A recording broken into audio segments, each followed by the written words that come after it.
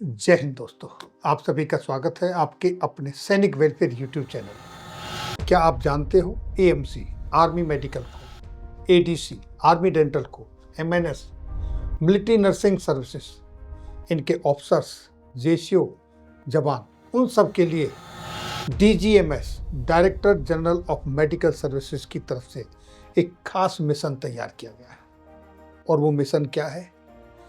इन तीनों के अंदर जो ऑफिसर, जेसीओ और जवान अपनी सेवा दे चुके हैं, उनका डेटा कलेक्ट किया जा रहा है, उनका डेटा मांगा जा रहा है। क्यों मांगा जा रहा है, क्या है इसके पीछे उद्देश्य? इस संदर्भ में ये है एक लेटर जो सेना मुख्यालय मेडिकल ब्रांच की तरफ से जारी किया गया है।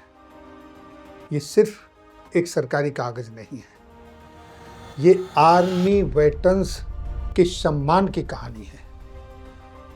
अब सेना ने उनका डेटा मांगा है। जो सैनिक, जो ऑफिसर्स, जेसीओ जवान, जो नर्सेस अपनी सेवा दे चुके हैं, एएमसी, एडीसी और एमएनएस, उनका डेटा किस किस के थ्रू मांगा? तमाम जितने भी southern command, northern command, western command, army centre and college, eastern command, central command, south western command और एएफएमसी पुणे, इन यहाँ के जितने भी मेडिकल डेट्स हैं, सबसे डेटा मांगा गया है। उन लोगों का जो रिटायरमेंट के बाद सोशल वर्क कर रहे हैं, एजुकेशन में, मेडिकल में, जैसा कि आप यहाँ देख रहे हैं, officer, junior commission officer, JCO and other ranks, जो अपना रिटायरमेंट के बाद उनके जो काम है, जो उनकी एक्सपर्टीज है, वो सोशल कॉज के लिए, पब्लिक हेल्थ, स्वास्थ्य के लिए, एजुकेशन में, वेटरन्स वेलफेयर, हमारे जो वेटरन्स पूर्व सैनिक हैं उनके वेलफेयर में और कम्युनिटी डेवलपमेंट में अपना योगदान दे रहे हैं, कंट्रीब्यूशन दे रहे हैं नेशन बिल्डिंग के लिए। उनको किसी खास मौके पर, रेजिमेंटल फंक्शन जैसे, आपका डीजीएमएस कॉन्फ्रेंस जैसा या रियूनियन जैसे, ऐसे किसी खास मौक़ों पर उनको सम्मानित किया जा सकता है। इसलिए उनका डेटा मांगा जा रहा है। वो डेटा मांगकर सेना क्या बताना चाहती है? ये बताना चाहती है कि वर्दी उतरने के बावजूद भी हमारे सैनिक कितने महत्वपूर्ण हैं, उनका कितना कंट्रीब्यूशन, योगदान है समाज के लिए, वो आज भी समाज के लिए, नेशन बिल्डिंग्स के लिए कितने डेडिकेटेड हैं। और जो ये काम कर रहे हैं, किसी खास मौके पे उनको सम्मानित किया जाए। इसलिए जितने भी आर्मी के मेडिकल वेटरन्स हैं, उनका डेटा 1 जनवरी 2026 तक मांगा गया है। 26 तक वो सारा डेटा, और डेटा किस फॉर्मेट में मांगा गया है ये आपके सामने है।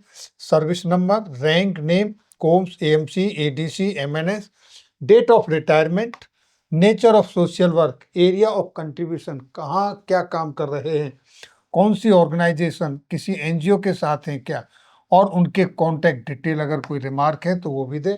इस फॉर्मेट में वो डेटा कलेक्ट करें और ये डेटा डीजीएमएस सेना मुख्यालय तक पहुंचाएं 1 जनवरी 2026 तक। और कॉन्टैक्ट डिटेल यहाँ पर दी हुई है। अगर किसी को कोई संपर्क साधना है, किसी तरीके की कोई बात करनी है, तो ये कॉन्टैक्ट डिटेल है। मोबाइल नंबर भी दिए हुए हैं, government telephone number, civil telephone number और मेल आईडी ये आपके सामने है। तो ये एक पहल शुरू की गई है। एएमसी, एडीसी और एमएनएस तीनों जो कि डीजीएमएस के अंडर आते हैं, उनकी तरफ से एक अच्छी पहल की गई है। तो इसका मतलब ये हुआ दोस्तों, जो army medical corps, army dental core और मिलिट्री नर्सिंग सर्विसेज के वेटरन्स हैं, जो समाज हित में अच्छा काम कर रहे हैं, उनको पहचान मिलेगी, उनको किसी अच्छे मौके पर सम्मानित किया जाएगा।